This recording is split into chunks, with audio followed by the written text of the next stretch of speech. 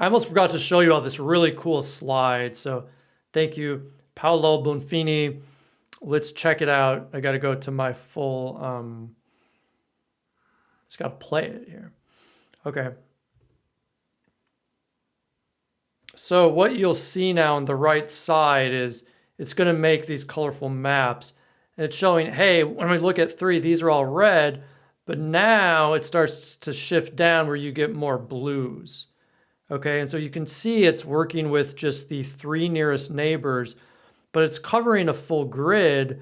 And so at each point, it's finding the 3 nearest neighbors, doing those outward circles, going until it hits 3 points. And whenever the majority of those 3 points are red, it shades the region red. And whenever the majority of those points are blue, it shades the region blue.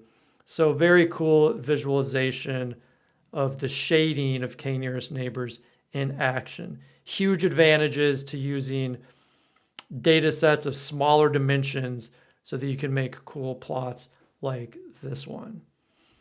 Okay, that was fun.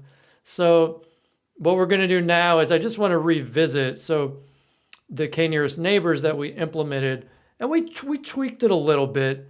So I'm going to copy this in here, and let's loop through and find out, right? Let's do a loop. So how about this? For I in range, and we think what's acceptable for K neighbors regressor, like how many points? I mean, one way you can look at it is you can say, well, how big is my data set, right? That's important to know.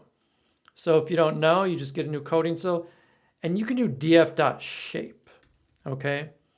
Attribute, it's already there. It's not a function, no parentheses. So this is 731 rows. And so if you're looking at your nearest neighbors, I think it's fine to go into the double digits a little bit. So how about something like 1 to, I don't know.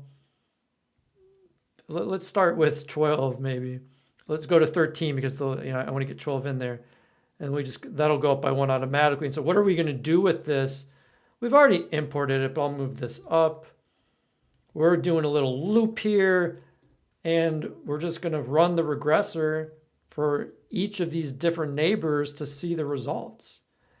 And let's print it out too. I'm not 100% if it's going to print every one. Let's be on the safe side. We will print it out.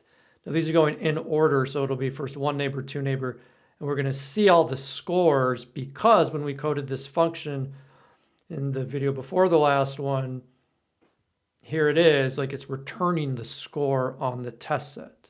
Okay, you may get different results because your training and test set's probably different. Okay, so let's give it a whirl. And look how fast they are. I mean, that's just boom. If you have a big data set, this could take some time.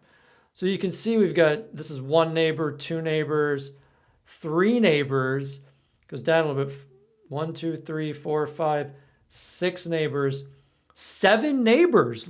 That's a strong score for us. Look at that.